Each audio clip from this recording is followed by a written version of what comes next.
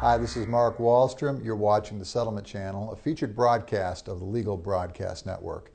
Well, this is part 3 in our Promise series on how people can begin to invest and invest safely and handle their planning and their income planning needs in this historically low interest rate environment, and also at a time where people are still very nervous about the type of investments that they hold after the crash in real estate, the volatility of the stock market, and concerns about the economy going forward.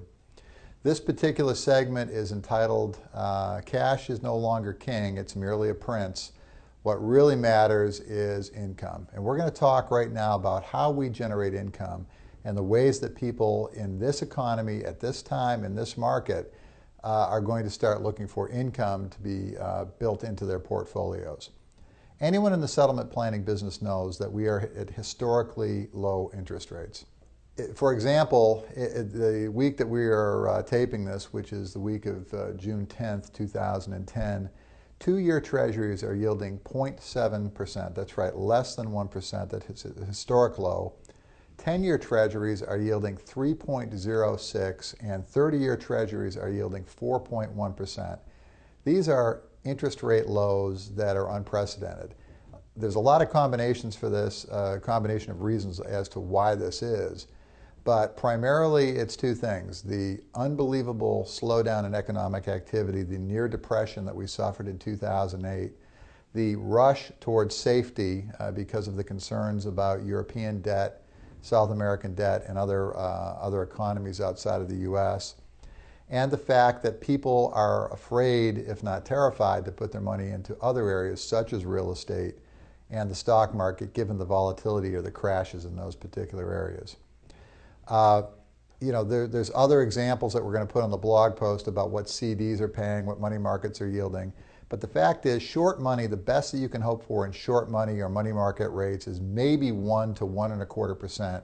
And long yields and safe treasuries is about 4 to 4.2%.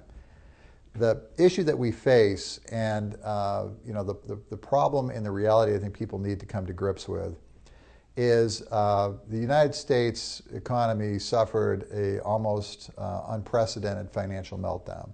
The U.S. government made a decision, I think a right decision, which was to avoid another Great Depression. They poured money into the U.S. system. They poured liquidity into the banks and financial institutions. And they tried to stimulate the economy, and in doing so also dropped interest rates down as low as they could to encourage borrowing. The fact is, and I've gotten into this in the preview as I talk about the issue of tax rates going up, and many of the economists and people that I respect, I happen to ascribe to their belief now that we are headed for a double-dip recession. Variety of reasons for it: the increase in tax rates in 2011, the fact that governments cannot provide any more stimulus money, the fact that most states are in a budget cutting, budget paring mode. Many of them are raising taxes, either sales taxes or income taxes, and that local banking and lending to small business and medium-sized businesses has evaporated. And also the corporate taxes are going up. These things combined, I think, make a double dip recession, or at least a slowdown in 2011, inevitable. What does this mean? It means that at least for the next 24 to 36 months, we are going to be looking at low to very low interest rates. Maybe not as low as today, but certainly not much more than another point and a half. There's no reason, there's no incentive for the Fed to increase rates. We're going to see continued economic instability around the globe. The dollar is still going to be the safe haven currency for quite some time. As a result of that, we're stuck with these rates. They are what they are, and now we need to plan around them. The fact is, most people are already in cash. And when I say most people, I'm talking average Americans. The type of people that we do settlement planning for, the type of people that we do retirement planning for. They've been scared, they've been traumatized, they've been paring down their debt, they've been building up their cash reserves, they've got their money in the bank. But the fact of the matter is, most of the people that we deal with in settlement planning and in retirement planning, they need to generate income. Now, I'm going to give you a very simple, simple example. And that example is, what does it take to generate $1,000 of income at the current rates? And let's use an illustrative rate of 3%. To produce $1,000 a month of income, you have to have $400,000 of capital at 3% to produce $1,000 a month.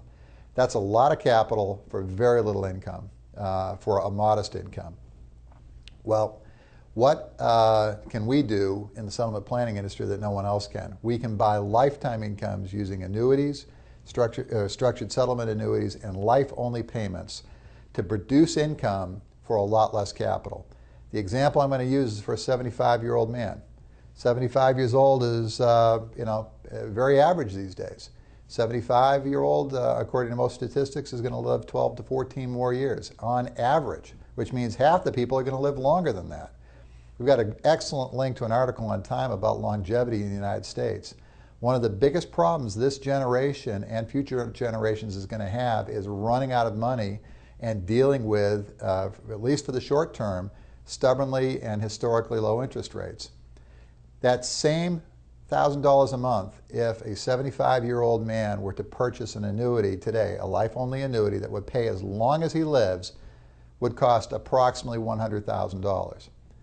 So let's take that $400,000 illustration. You take $100,000 of it to produce your $1,000 a month, and you take the other $300,000 and you can reinvest it. Let's face it, folks, most people right now who have money in the bank, who need to produce income and aren't earning income, we all know what they're doing. They're spending their cash. They're spending their capital. The difference is they're doing it in a haphazard, ad hoc method that is drawing down what is going to be needed in the future to provide income for them.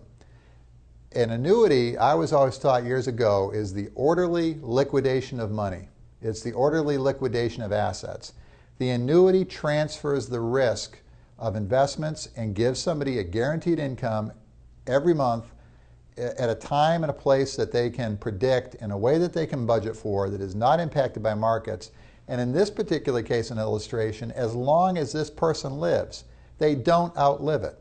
So you have a choice. If you want to produce $1,000 a month for a 75-year-old man, you can take $400,000 and invest it in treasuries.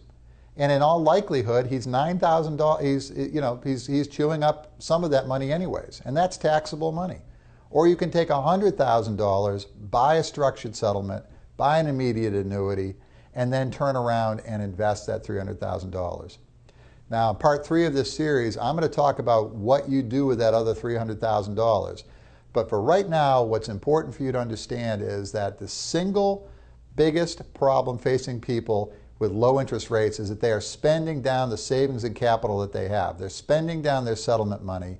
And if they're going to do that, the best thing that we can do for them is do it in an orderly fashion where they transfer the risk of outliving their money and get them an income that lives as long as they do, and to put the rest of their money to work. Join me again next week for part 3 of this series that we're doing on investing in this time of unbelievably low interest rates. I'm Mark Wahlstrom. You've been watching the Settlement Channel. See you again next week.